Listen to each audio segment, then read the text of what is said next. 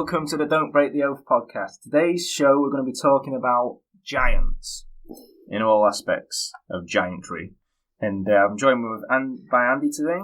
Good morning. Essentially, tales of giants go way back to the dawn of history, from the Old Testament, folklore, fairy tales, and of course on tins of sweet corn. Well, these giants aren't so jolly. Yeah, indeed. There are lots of people that might be listening to today's show thinking there's no such things as giants. And other people that might be thinking, well, if there was, they're not around anymore. Well, there's a conspiracy for you. You're wrong on both counts. Giants are real and are still being seen today. And here's something else to blow your mind. There's more than one type. By the more than one type, depending where you go around the world, and we'll get into some stories shortly, the giant description varies. You get, in America, you have the Native Americans talking about going to war with giants, but teaming up with the red-haired giants, which were said to be about 9 foot tall, but going against giants that were even bigger. So you're talking about two different races of giants. Yeah. Yep. In America, and you've also got nowadays people are strongly linking the mounds, that the earthworks, if you like, that are made in America, attributed to Native Americans. But now people are starting to look into it more closely and starting to think that actually there could be the first people that got there, the giants, if you will, they built them, and they're actually calling them the mound builders now. But in general, and I don't know if you found this, but in my looking through the giants, researching them, I get a general height of 9 foot plus, and I mean it goes right up to 20 feet tall, which is a decent sized creature. And again, I'm starting most of these giant stories from 9 foot plus because anything up to 9 foot, or just below 9 foot, let's say 8 foot. Anything up under that is kind of going to be seen as a Bigfoot. Mm. And I think a lot of stories nowadays, anyone sees something in the forest or the woods or whatever, the first initial thing is going to be Bigfoot. And I think a lot of these giant stories are getting missed now because of that Bigfoot phenomenon, if you like. I think there's a lot of creatures coming out now because because now the internet and people telling stories. Now we're getting these stories coming out of all these other creatures now. You know what I mean? Especially Bigfoot and the Dogman and all the stuff. So it's all coming out. And you find that, don't you? That you get these similar creatures reported all around the world. And it's only like recently where people have caught... I mean, dragons, for instance. Everyone knows that everyone's got a dragon in his story. So, that to me, that sounds like something... This must be based in fact somewhere online. But the general description for giants is, like I say, 9 foot plus up to 20 foot tall. Generally speaking, they have 4 toes, which again is different from the Bigfoot. Yep. That's a good way to spot a giant story from a Bigfoot story, because like I say, if you go back in history and look through stories, you will notice that occasionally they do state that it's 4-toed. And you can actually, if you just Google 4-toed Bigfoot track, you'll see that they're out there. Generally fur-covered, and it's normally reddish, brown to reddish-brown fur. Most people say slim-looking, but muscular. Yeah. So like a basketball player, or that sort of build. They say that they have prominent brows, a flatter nose than us, but is hooded. Sometimes wearing clothes. It depends again on the terrain, on the exact environment of the place. So obviously, I don't know if it's just ornamental use of clothing, because it looks like they don't actually need them, because the colder climates don't seem to have. Yeah, you know what I mean? It's weird, isn't it? But and that's from anything from like just rough leather, hide stitched together, whatever. Nothing, I'm not saying they're wearing fucking Adidas hoodies. No, they're not trainers. I hope no. And although someone will probably dig up a skeleton soon with Adidas trainers. Yeah, we'll do. We'll put it on there on Facebook. Seen that, haven't we? Yeah. So, and then, generally speaking, half the accounts roughly say that they're carrying clubs or weaponry. So again, that varies from your Bigfoots. It's because obviously I did my research before, and I said I've come across a couple of tribes of giants who carry clubs. So it must be kind of a tribal thing. Clubs depending on the absolutely. Well, maybe I don't know. Maybe it's just a case of sometimes people see the giants and they're just moving rather than if they're out hunting, they might be taking them out with them or whatever. And then, other times when they're not hunting, there won't be. So, it could be something just as basic as that, couldn't it? But, so that's basically a quick description of giants. Just point out the hair. Yeah, but generally speaking, the hair colour, but a lot of people say that the giants that they saw are bald. Yeah. Some say that they have hair, but it starts sort of further back from the, like a balding spot at the top, and then the hair starts back. Yeah. I've also found out that, especially with Norway, the mythology down there is that most of them don't have necks. They've just got the heads on the real hunch, but they haven't got really any necks. And that's not too dissimilar from what people describe as Bigfoots as well. So maybe they're closely linked to them. I don't know. Possible. I said it's all linked. People say they do look more human in some of these guards, but when you're talking about 20 foot tall, it gets a bit out of the realms of human, doesn't it? When I say this goes back to the Bible and all that, most people know the passage from Genesis 6:4, which basically states that there were giants in the earth in those days, and also after that, when the sons of God came unto the daughters of men, they bare children to them. The same became mighty men, which were old, men of renown. And there's a few passages in the Bible and which talk about giants, and generally speaking, they're known as the Nephilim. Yeah. When we talk about things, and giant skeletons are being dug up all over the world all the time. I was looking recently, there was one in Romania. When I say recently, I mean it was 1970, but it was a Romanian gold mine, and they dug up this skeleton, and I think that was 12 foot tall, but again, it was whisked away. Yeah, of course it was, There was some in France, 1500s, and they found this big sarcophagus, I think it was 20 foot long and 9 foot wide, which if you listen to what Hitchens speaks about and the Anunnaki and that, you get a similar sort of size going on there. But this sarcophagus, and when they say this, they dug this sarcophagus, it had bones in it. But later, that paleontologist and that said it was these bones of this ancient elephant, real long bones and stuff. And you get that again in ancient Greece with the Cyclops. You get bones being dug up, and then people attribute them to giants, and then later on people say, "Oh no, it was just the mastodon." Well, then again, we know that's just a cover story. Yeah, exactly. It's like a Roswell. Yeah. With its ship, it's not a ship. It's just a weather balloon. Yeah. So people believe it's just a weather balloon. Again, it's just of a smoke screen. Yeah, that's what they're doing. And I think you have to. It's easy to look at that mastodon skull or the and look at it and think, I can see how that could happen, but again, like you just said, you've got to look past that. Because, you've got to, because there's a huge cover up. These are Greeks and all the rest of it.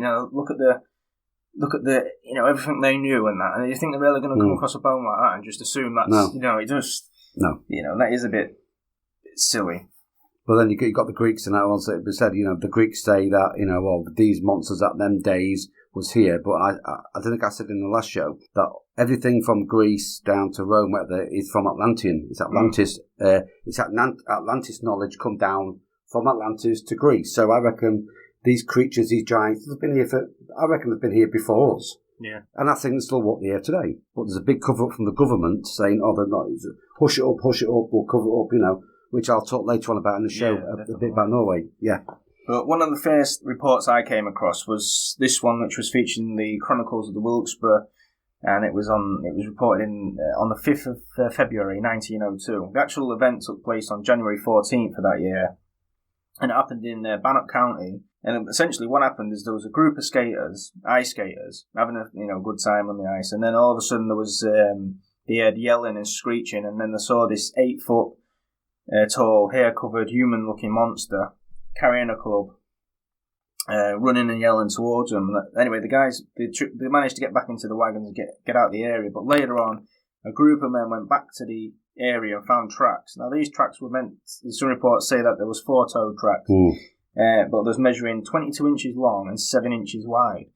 22 inches long, and so basically 10, that's a big creature, that. And they were saying, the thing was running at them, and they said it was at least 8 foot tall. Yeah. So, if you're on skates and you're trying to get away from something, to judge the height of something, so they know it was big. It's big, essentially, what they're saying. So 8 foot possibly could have been bigger than that, but that's like. But the tracks say that anyway. You know what I mean? The tracks allude to it being a lot bigger. Absolutely. Yeah. And essentially, that's what. This is this report, and they still go down as a Bigfoot report. Yeah. Because look, it must have been a Bigfoot. But when you read that it was carrying a club and it was obviously highly aggressive, and that's one thing to point out with giants. A lot of the times they're aggressive, whereas the Bigfoot's more elusive. Yeah. And occasionally and people do go missing. So I mean, can you say people that go missing obviously don't report being attacked by a Bigfoot, so just go missing? Is it just a Bigfoot? It's another creature in the woods, not a Bigfoot, But is there something else there? Yeah, absolutely. There was another report. It was the Ophonoko Swamp, and this creature that lived in there was called the Man Mountain. That's what the Native Americans referred to it as. But again, essentially, this swamp was uninhabited, and no one went back there due to the swamp being full of quicksand, swamp gas, which is said to drive you mad, poisonous snakes, alligators, and then the general insects that live in a swamp.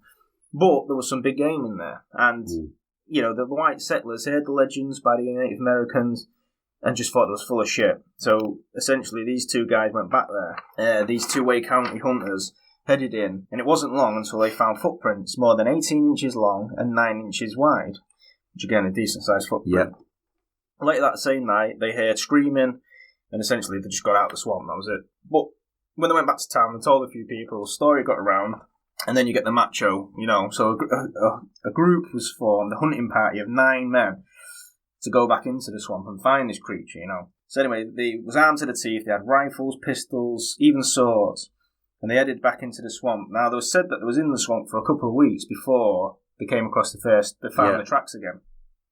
And again, it's the similar size tracks to what the guys reported firstly. But the idea was that they set up camp for that night after finding the tracks, and then the following morning they'd follow the tracks into the woods and into the swamp, and find this creature. But that didn't happen because that night the men were attacked.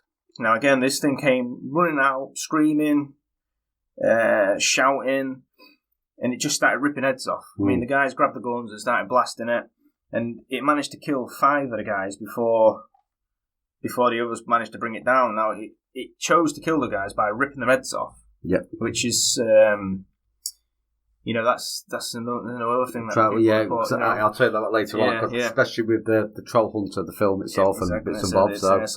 Yeah, it's actually tribal. The trophies, it's animalistic as well, but I think you don't piss them off. From the head of the tribes ourselves. But essentially, it ripped 5 guys' heads off, and the other guys managed to bring it down with a volley of gunfire.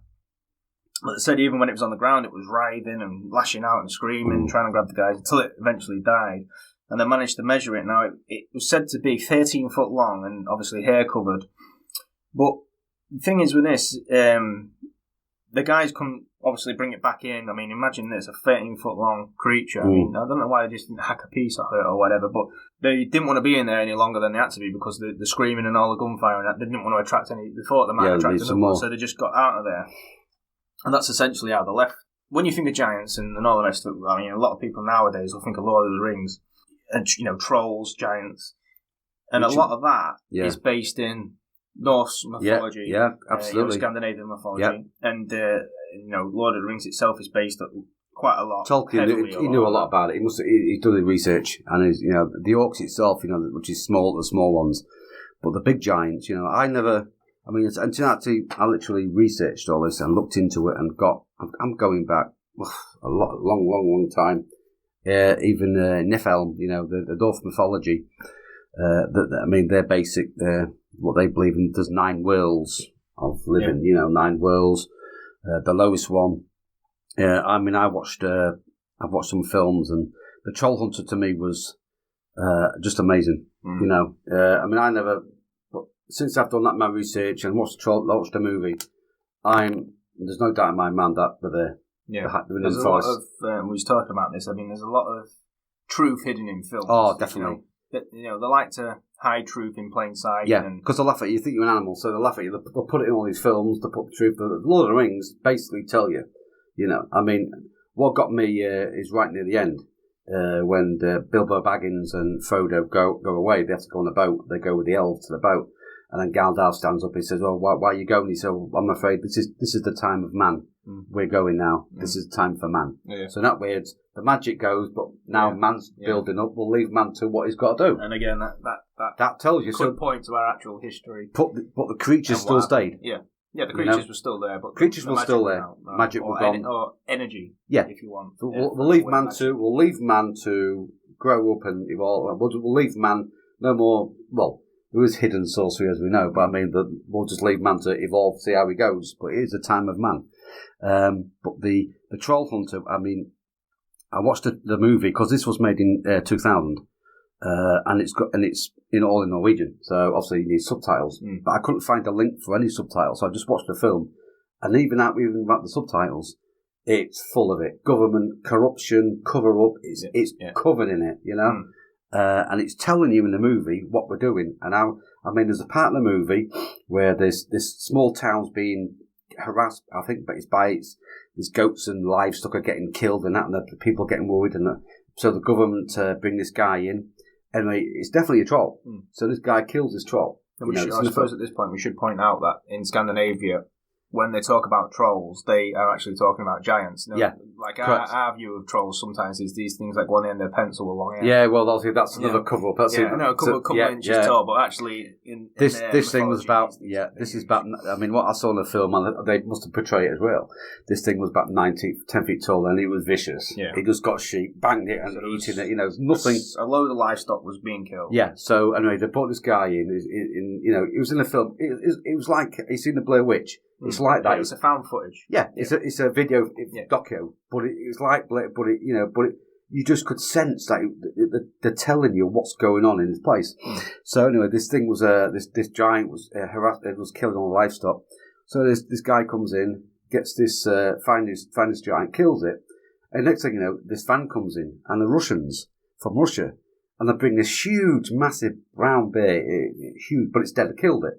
So they put this in the woods next to the town, right? And then they get these poles with these bear tracks, and they plant them all over the place, right? The town people come in and say, "Got it, we killed it. It's a bear." Yeah. So they use the bear as a scapegoat. But they know so obviously there's a huge cover up. I mean, it's rife. So that's essentially pointing out how this could be carried out, how the cover up. I think it's everywhere. Absolutely. Go on, When you see something at face value that doesn't quite add up, a lot of people just look at that. And if it's in the paper or whatever, they'll look at it and say, "Look at all these sheep that were killed. Oh, that was a bear." Yeah. Next page. You know what I mean? Yeah. Next page. It's a bear. That's it. Yeah. You know what I mean? It's nothing. And we get a lot of this in the UK, particularly England. We get a lot of these massacres where sheep will be, 20, 30 sheep killed in a night. And because we've got no natural predators in this country, I mean, obviously people point out that we have got black cats, but that's another show. Yeah, it's another show.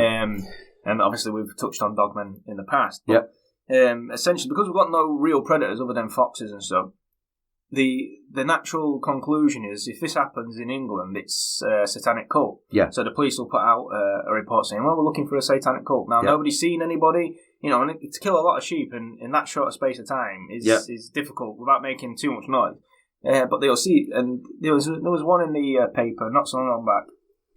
It was actually featured on a show called Rich Planet, and if you go on there and you look at that, you'll see it was like the lady she saw a horse at 6 o'clock at night. It was dusk or whatever. She fed him or whatever. Next morning, early morning, she went out and the horse was dead. It had puncture wounds all over it. I think it was general mutilated. Sanguinated for blood. Ear all missing, internal organs missing, blah blah blah. And they had an autopsy done on it, and they struggled for ages to get the results back. There you go. You know what Smoke screen. Yeah. But essentially, the police straight away they have a look at it and they said, "Right, we're looking for a satanic cult." Yeah. And that were it. So people believe it. Yeah, that's it. Because, like I say, they don't. There's no follow up. It's just we're looking for it. They never say, "Oh, we can't have caught." I think actually in that case they did. They did say they got somebody for it, but then later he was let go without charge. Yeah. So they just, but again, it's like they said they got someone, but that's it. They put the story out there, and then that's it. Move on. You know what I mean? Leave it. Cover up. Move on. And that happens in this country. So you can only imagine what could happen in a wilderness. What you're talking about in Norway and such. Yeah, and they said particularly features the hotspot. The hotspot I got was in Fairmark. And what I dig some deep in is I dig because I don't take it at face. I got to see this, one of them was the 1949 Atlantic Treaty, where after the war the Germans went, of course, because Norway's so close to the Russian border. At that time, NATO wanted to come in and be its guardian, you see, because of the Cold War. And anyway, in 1949, the North Atlantic Treaty was signed, and Norway was part of it. But Norway said, "Yes, you can come in and take it, blah, blah, blah, blah, but there's a place you can't come into. We want no no naval, no armies, nothing. There's no reconnaissance. You don't go in this area. And it was a place called Fairmark, and it's 23 miles east, and it links to the fields, and there's thousands of miles of forest and all that. But for some reason, the Norway government would not let anybody in. Mm. Nobody goes in there. It's demilitarised. Nobody. I mean, the Norwegians can go in and do what, obviously, but any outside influence is not allowed in that area. Mm. And I'm thinking, what are they hiding? Yeah. What is down there? What they're hiding from there? This is a huge amount of land, and what was the population in this particular area? 77,000. Right, yeah, so it's talking about a really small population. Again, like you said, Lee, Alaska. Yeah, well, very small population. Yeah. But then what got me is, really, I said, what's going on here? They have got satellite bases, I think they're satellite bunkers. Mm. But they're not facing the sky, they're facing the ground. Yeah. So what are they looking out in that huge area? You know, my thing is, obviously, there's 1,000 miles of forests, and there's caves and mountains. I mean, I'm looking at them, I'm thinking giants. Yeah. And I'm thinking they're there, and they're coming out sometimes. And I think the Norwegian government know about this. I think the people know, most people. And I think it's a big cover-up. And I think, now, is these creatures coming out, and these government taking them out, or are they keeping them caged in? Yeah. You know? But so much evidence out there for it. A recent case, was it 2006 that you found in that was amazing. Location? Yeah.